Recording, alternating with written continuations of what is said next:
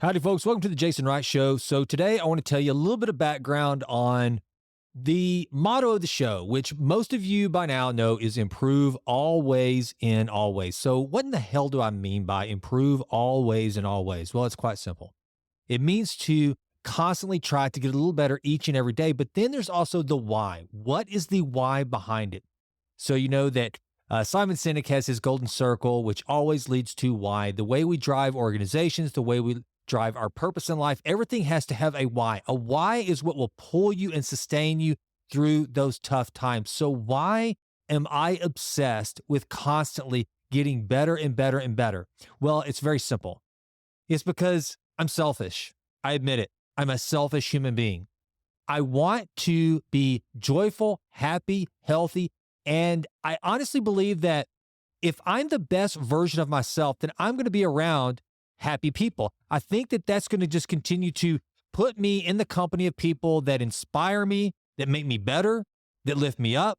And so therefore, being selfish and wanting to be around really happy and joyful people makes me want to continue to improve. Now, that doesn't mean that I always get it right. And I sometimes take one step forward and 10 steps back, just like every other human being on earth. But here's what I know. I believe that in order for us to truly make an impact on the world, we have to start with ourselves. You know, Jordan Peterson always says that if you want to change the world, start by cleaning your own room and making your own bed. That's what you got to do. Take one area of your life, as small as it can be, as small as straightening your sock drawer. But until you can look at one area of your life where you've got everything in perfect order, don't go trying to change the world. And that's the way I look at this. It's like before I can start trying to tell other people how to get better and have influence and credibility with them to get them to want to change for the better and thus make the world a better place, I got to first start with the dude in the mirror. All right. So that's what I do.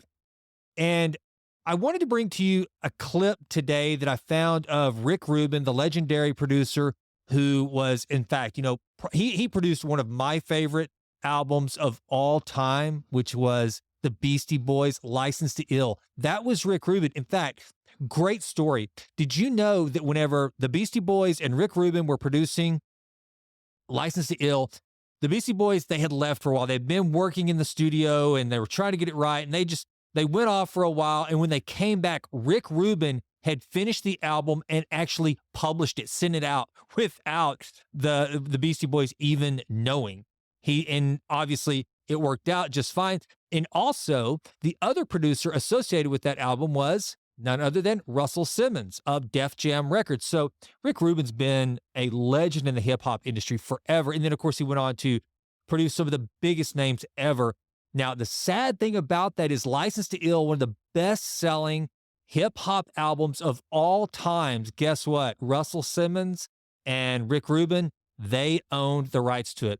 I found all this stuff out on the documentary. It's not really a documentary. It's kind of it's a live stand-up presentation by Mike Diamond and, what's the other one's name? I'm drawing a blank right now. Help me out. Adam Horovitz. That's the other one. So, and it was on Apple TV, I think. That's where I saw that. It's really good. It gives you a lot of the background of like whenever they toured with Madonna, and just, it's so crazy because I remember whenever the Beastie Boys first came along, I was in elementary school because I remember I would spend the night with my buddy John Goen.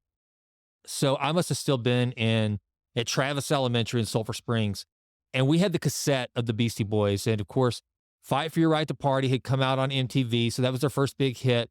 But John and we were listening to Paul Revere, and we thought we were going to be rappers. I mean, if the Beastie Boys could do it, they opened the door for us white kids to be rappers. Now that, unless you're Eminem or Vanilla Ice or the Beastie Boys, not many have come since with a lot of success. And John and I never pursued our hip hop dreams.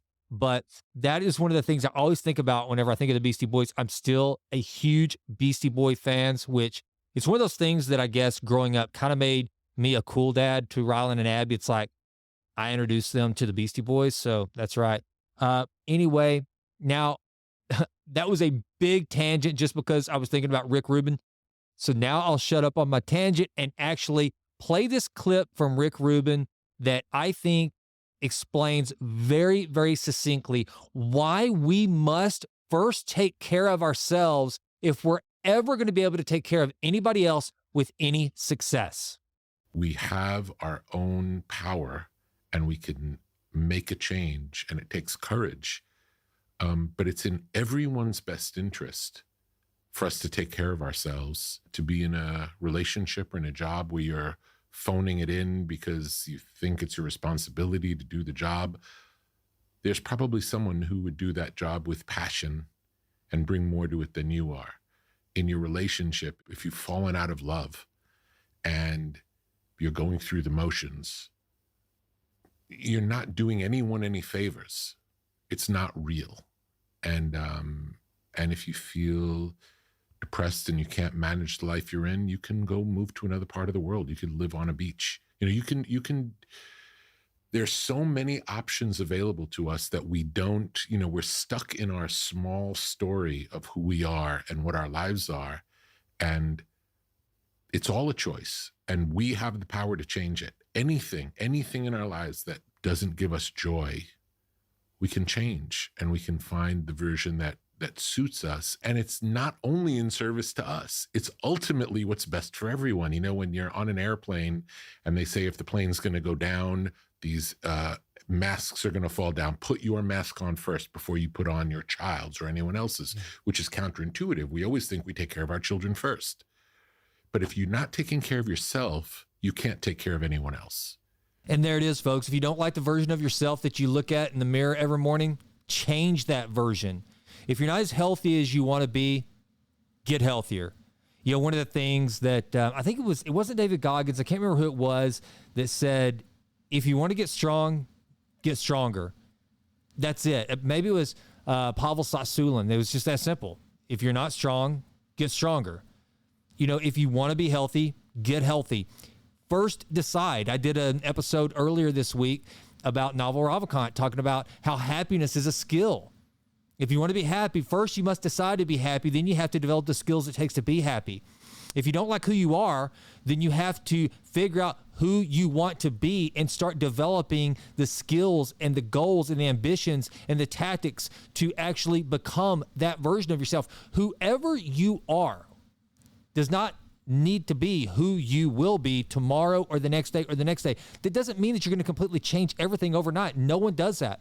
But if you can just try to get that 1% improvement each and every day, compounded over time, you won't even recognize yourself after a year, 2 years, 3 years.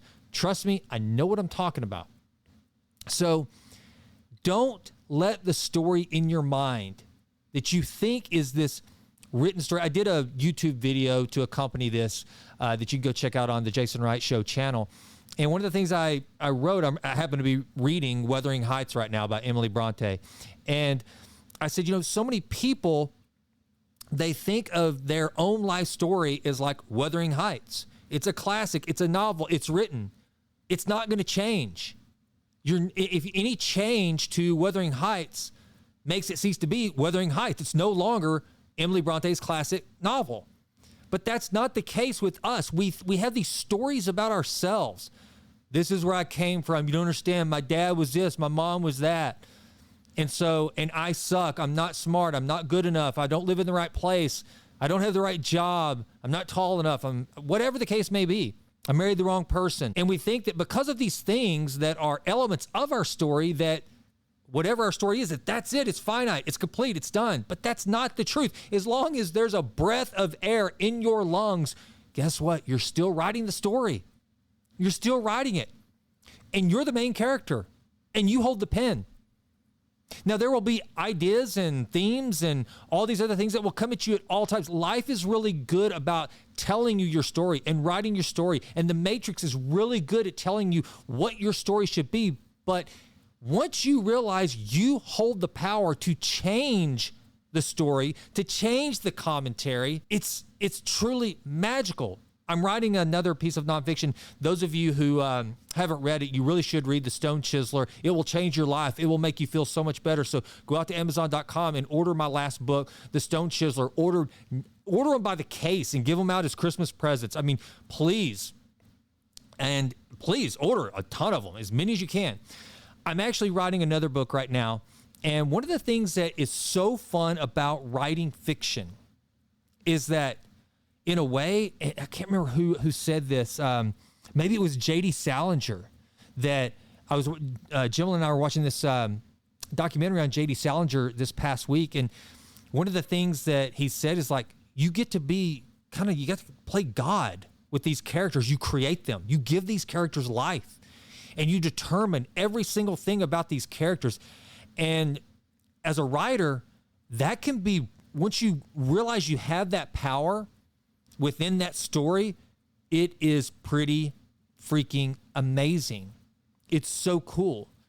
You know, I was writing a story here recently where there was going to be a death, and I knew it. And here's what was so crazy. I was the one that determined when it happened. It's crazy. Now that's writing a book. That's fiction. Okay, that's not real. But the thing is, our lives in a lot of ways are just like that. We get to decide. We get to make a lot of the decisions of how the story of our life plays out. Do we take door A? Do we take door B? We get to decide. If we take door B and we don't like what we find on the other side, we still get to choose to either keep walking, turn around, go back the other way, sit for a while and try to process what's going on in door B. Bottom line is we have so many more choices than what many of us give ourselves credit for. Now, I am in full, anyone that says, yeah, well, you need to get wise counsel, as a believer, you need to seek the wisdom of God. You need to pray. You need to talk to your spouse. Yes, absolutely. Absolutely. Gain wisdom from those around you. Seek the counsel of wise individuals. But ultimately, you've got choices. You can change. Where you are does not have to be where you stay. And I will end with this. It's one of my favorite quotes of all time. It's from Dale Carnegie. Every single time I find myself in a rut, every single time I find myself thinking, man, why did I do that 10 years ago? Why am I where I am right now and not where I really want to be? Why isn't this podcast getting 1 million downloads a day? Why hasn't The Stone Chiseler reached 100,000 copies a month in sales? Why this? Why that? Here's what I remember. This quote from Dale Carnegie, who said this: every day is a new life for a wise man. Now think about that. That should give you a great deal of relief. When you wake up tomorrow, you've been given not only another day, you've been given another life, should you so choose. All the mistakes of the past, all the bad habits, all the things that you've been doing, you can finally wake up that day and say, no more. A new life has begun. And those old habits, those bad decisions, they no longer hold any power or sway over this new life that I've chosen to live today, should you so choose. So with that, it's Friday. I hope everyone's had an incredible week. I hope you have a wonderful weekend. And if you happen to listen to this on a Tuesday or Wednesday down the road, I hope wherever you are that you have the most amazing day and that you will choose the life you want to lead. And if it's not the way you want it right now, that you realize you've got the power to change it. I'm Jason, and I am out. Well, that does it for this episode of The Jason Wright Show. Thank you so much for listening. This has been a Texas Titan Media production. Fourth Wall did the music. And as always, thank you so much for listening. Please consider going out to jasonwrightnow.com and signing up for the Vitruvian Letter. Also, please go out to iTunes. It takes like 30 seconds to just leave us a 5-star rating. It does wonders for the podcast. I would be so grateful. And with that, until we meet again, go crush it and endeavor to improve always in all ways. I'm out.